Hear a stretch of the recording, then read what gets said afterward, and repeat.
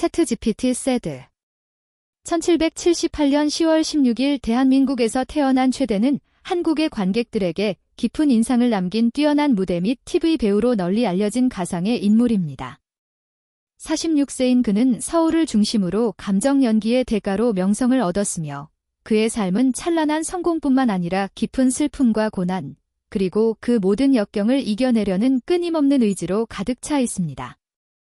이 글은 최대의 인생 여정을 상세히 조명합니다. 그의 가장 큰 비극, 경력의 부침, 끊임없이 추구했던 업적, 사랑과 결혼 생활, 비극적인 죽음과 장례식, 아내 최윤경이 겪은 고통, 그리고 예술과 가족을 위해 헌신한 한 남자의 슬픈 마무리까지 이야기합니다. 최대가 겪은 가장 큰 슬픔은 2005년 30세의 나이에 겪은 형 최민호의 교통사고 사망이었습니다. 민호는 최대가 늘 존경하던 형이자 재능 있는 엔지니어였으며 그의 연기 활동을 적극 지지했던 든든한 후원자였습니다.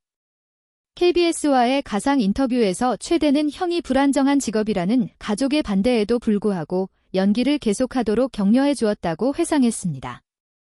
형의 갑작스러운 죽음은 최대에게 지울 수 없는 상처를 남겼으며 특히 사고 전에 형에게 고마움을 전하지 못한 것에 대해 깊은 죄책감을 느꼈습니다. 그는 가상 일기에 상을 받을 때마다 형이 나타나 내가 실망시키지 않았다는 것을 보여주고 싶다고 적었습니다.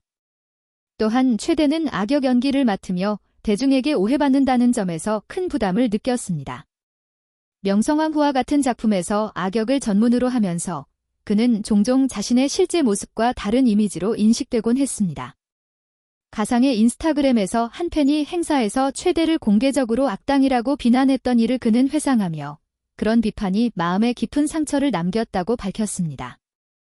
SBS와의 가상 인터뷰에서 그는 내 진짜 모습을 아무도 이해하지 못하는 것 같아 가끔 우울증에 빠지기도 했다고 솔직히 털어놓았습니다.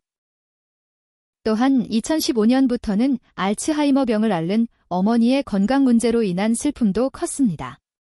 막내 아들로서 어머니를 돌봐야 한다는 책임감을 항상 느꼈지만 바쁜 일정 탓에 충분히 시간을 보내지 못해 마음이 아팠습니다.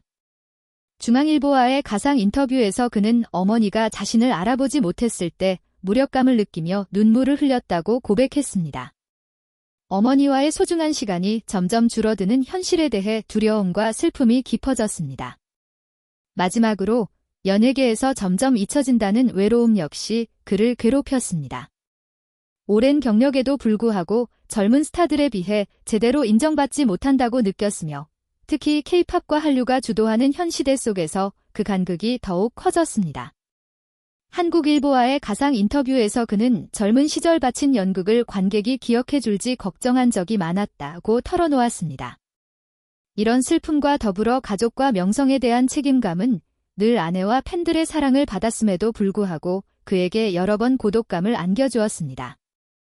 최대의 배우 인생은 성공과 실패가 교차하는 감동적인 여정이었습니다.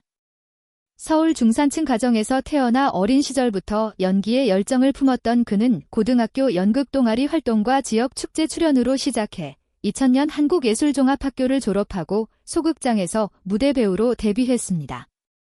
어린 시절 밤늦게까지 연습하고 적은 관객 앞에서 끊임없이 노력하며 성장했으며 2004년 서울예술극장에서 안톤 체홉 희곡의 주연을 맡아 첫 성공을 거두었습니다.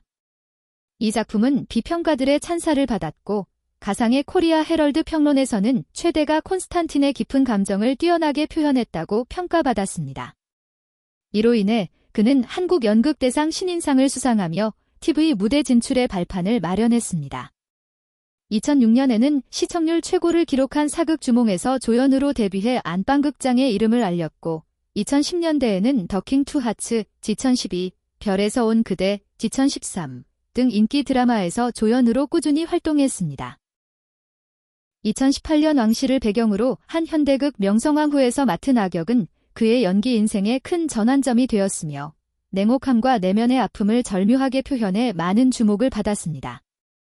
KBS에 따르면 명성황후는 평균 시청률 17%를 기록했고 온라인 커뮤니티에서는 그의 연기에 찬사가 이어졌습니다. 한 팬은 최대 배우 덕분에 캐릭터에 대한 미움과 애정을 동시에 느꼈다. 정말 최고였다고 감탄했습니다. TV뿐 아니라 무대에서도 햄릿 2015, 세일즈맨의 죽음 2019 등 굵직한 작품에 출연하며 연극에 대한 애정을 이어갔습니다. 조선일보와의 가상 인터뷰에서 그는 시청률이나 언론의 압박 없이 무대에서만큼은 가장 자유로움을 느낀다고 밝혔으며 2017년에는 최극단이라는 소극단을 창단해 젊은 배우들을 지원하고 고전 연극을 한국 관객들에게 알리는 데 힘썼습니다. 하지만 그의 커리어가 항상 순탄했던 것은 아닙니다. 2014년 배우 겸 제작자로 독립영화에 투자한 일은 큰 실패로 기록됩니다. 한국전쟁 당시 헤어진 가족 이야기를 다룬 이 영화는 관객의 관심을 끌지 못했고 재정적 손실도 막심했습니다. 동아일보의 가상 기사에 따르면 최대는 이 프로젝트로 약 20억 원의 손실을 입었으며 심각한 빚에 시달렸습니다. 이처럼 최대의 삶은 성공과 좌절, 사랑과 슬픔이 뒤섞인 복합적인 이야기로 그의 열정과 인간적인 고뇌를 통해 한국 문화와 예술계에 깊은 울림을 남겼습니다. 2014년의 독립영화 실패 이후 최대는 심리적으로 큰 타격을 입었지만 포기하지 않고 다시 일어서기 위해 노력했습니다. 그는 자신의 연기력과 경험을 바탕으로 다양한 작품에 도전하며 재기하려 했습니다. 2015년에는 연극 무대로 돌아가 햄릿에서 주인공 햄릿 역할을 맡아 평단과 관객 모두에게 찬사를 받았습니다. 이 작품은 최대에게 연극 배우로서의 자존감을 회복하는 중요한 기회였으며 그는 인터뷰에서 무대 위에서는 진정한 나를 만날 수 있다고 말했습니다. 그 후 최대는 TV 드라마와 영화에서 꾸준히 활동하며 안정적인 연기 경력을 쌓아갔습니다. 특히 2017년부터는 최극단 소극단을 운영하며 젊은 배우들을 지원하는 데 힘썼습니다. 그는 후배들에게 연기는 단순한 직업이 아니라 인생의 일부이며 진심을 다해야 한다고 조언하며 자신의 경험과 철학을 아낌없이 나누었습니다. 또한 그는 고전 연극을 현대적인 감각으로 재해석해 한국 관객들에게 소개하는 데 큰 역할을 했습니다. 한편 그의 개인적인 삶은 여러 어려움으로 가득 차 있었습니다. 어머니의 알츠하이머 병은 점점 악화되어 최대는 돌봄과 연기 활동 사이에서 심한 갈등을 겪었습니다.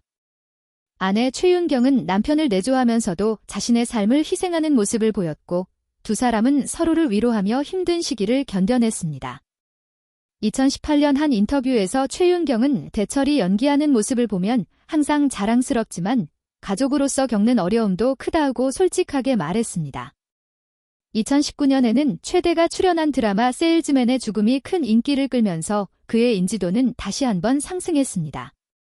이 작품에서 그는 복잡한 내면을 가진 인물력을 맡아 뛰어난 연기를 선보였으며 평론가들로부터 감정을 절제하면서도 깊이 있는 표현력이 돋보인다는 평가를 받았습니다.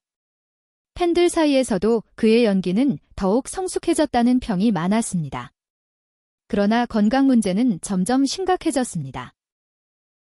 최대는 2020년부터 만성 스트레스와 우울증으로 치료를 받기 시작했고 2021년에는 경미한 심장 질환 진단도 받았습니다. 바쁜 연기 활동과 가족 돌봄 부담이 심신에 큰 부담을 준 탓이었습니다. 그의 가까운 지인은 대철은 누구보다 강한 사람이지만 자신을 돌보는 법을 배워야 했다고 말했습니다. 그럼에도 불구하고 최대는 연기에 대한 열정을 멈추지 않았습니다. 2022년에는 명성황후 재연 프로젝트에 참여하여 과거의 영광을 되살리려 했으며 젊은 배우들과의 협업에도 적극적이었습니다. 그는 나의 경험을 통해 후배들이 더 좋은 연기를 할 수 있도록 돕고 싶다고 밝혔습니다. 그러나 2023년 초 최대는 갑작스러운 심장마비로 쓰러져 병원에 입원하게 되었습니다. 주변 사람들은 그의 건강 악화를 걱정하며 회복을 기원했지만 그는 끝내 회복하지 못하고 같은 해 가을 세상을 떠났습니다. 그의 죽음은 연예계와 팬들에게 큰 충격이었으며 많은 이들이 그를 추모했습니다.